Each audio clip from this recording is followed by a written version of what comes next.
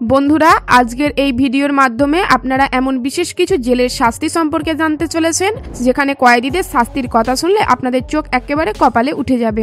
ফাঁসি দিয়ে দেওয়া, পুরনো দিনের মতো জাল্লাদ দিয়ে গলা কেটে দেওয়া ইত্যাদি এই ধরনের শাস্তি তো আপনারা শুনেই থাকবেন, কিন্তু এইগুলো থেকে একদম আলাদা ধরনের শাস্তি আজকের এই ভিডিওর মাধ্যমে আপনারা দেখতে পাবেন, যেগুলো দেখে আপনাদের অন্তর পর্যন্ত কেঁপে উঠবে। যার মধ্যে এক ধরনের শাস্তি রয়েছে যেখানে কয়েদিদের বার্গার খাওয়ার শাস্তি দেওয়া হয়, কিন্তু এই শাস্তি দেওয়ার পর সেই অপরাধী অপরাধ করার কথা ভুলেই যায়। এবারে কেন এরকমটা হয় সেটা সম্পূর্ণ ভিডিওটা দেখলে জানতে পারবেন। তো চলুন আর বেশি দেরি না করে শুরু করা যাক।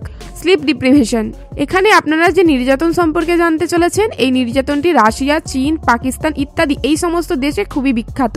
এই নির্যাতনটি হচ্ছে কোনো কয়েদিকে জেলের মধ্যে বন্দি রেখে বেশ কয়েকদিন পর্যন্ত তাকে জাগিয়ে রাখা হয়। কয়েদিটি ঘুমানোর চেষ্টা করে, তাহলেও তাকে ঘুমাতে দেওয়া হয় না।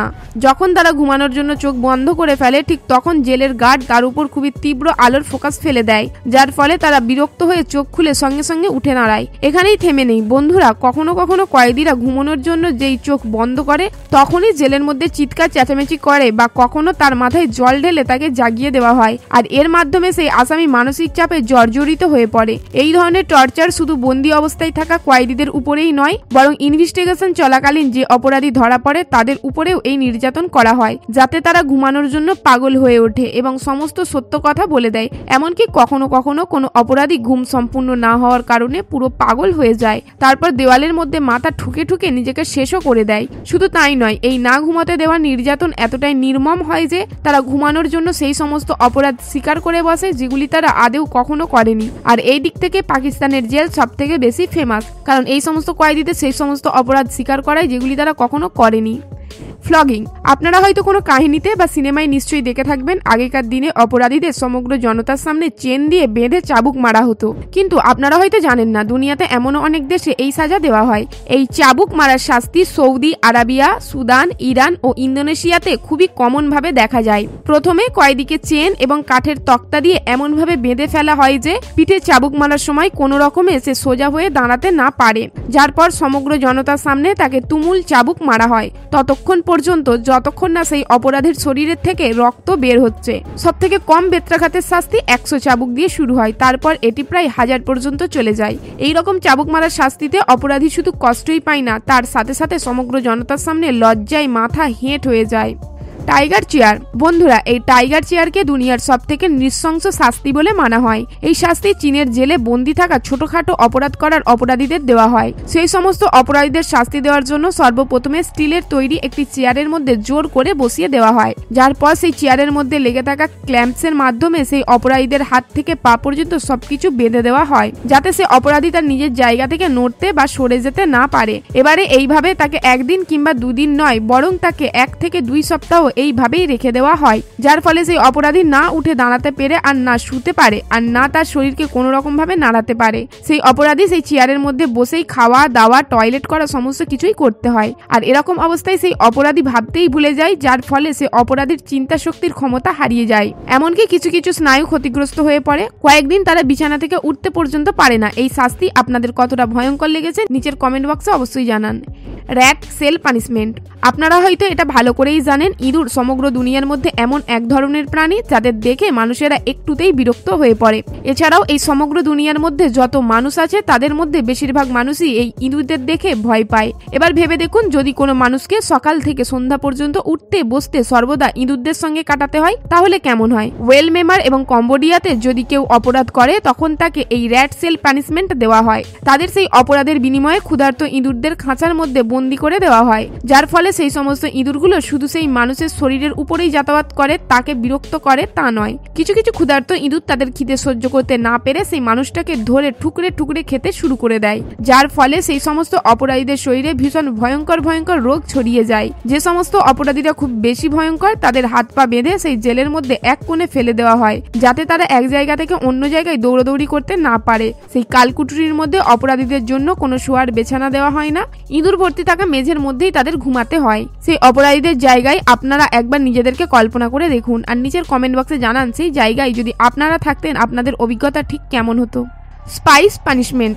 এই দুনিয়াতে এমন কোনো মানুষ নেই যারা স্পাইস ডিশ খেতে পছন্দ করে না। দুনিয়ার 100% মানুষের মধ্যে 90% মানুষই স্পাইস ডিশ খেতে ভীষণ পছন্দ করে। কিন্তু আপনারা কি জানেন ইন্ডিয়ার মধ্যে এমন একটি জেল রয়েছে যেখানে সেখানকার কয়েদিদের কাঁচা লঙ্কা খাওয়ার পানিশমেন্ট দেওয়া হয়।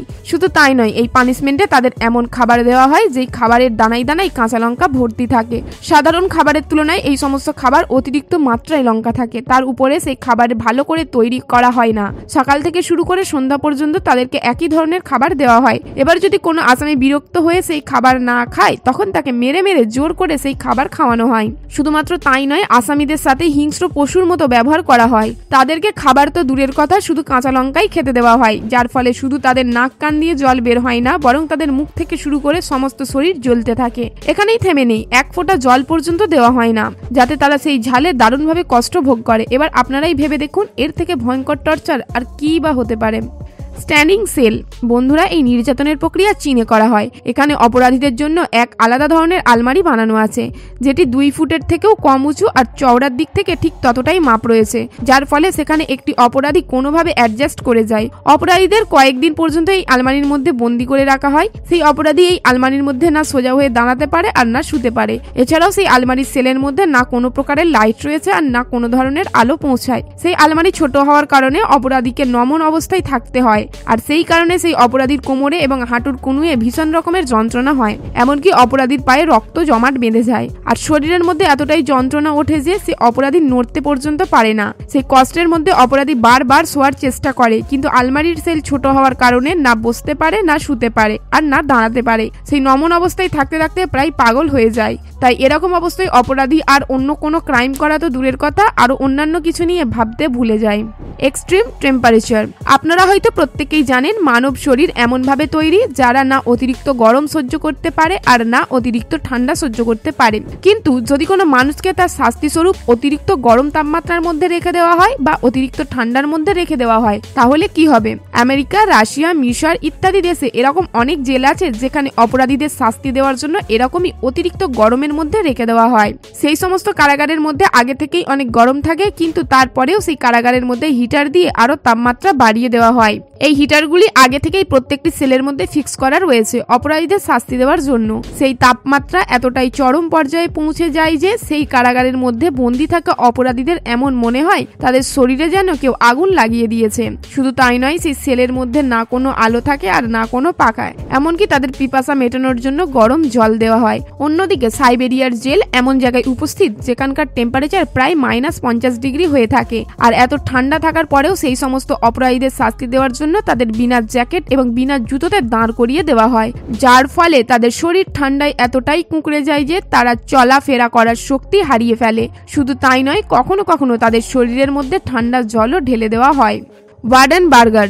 বন্ধুরা, বার্গার এমন এক ধরনের ফাস্ট ফুড যেটা বর্তমানের সময় প্রত্যেকটি মানুষ খেতে পছন্দ করে। কিন্তু আপনারা কখনো বার্গারের শাস্তির কথা শুনেছেন? যদি না জেনে থাকেন তাহলে আজকে জেনে নিন। আমেরিকাতে এমন অনেক জেল আছে যেখানে অপরাধীদের বার্গার খাওয়ার শাস্তি দেওয়া হয়।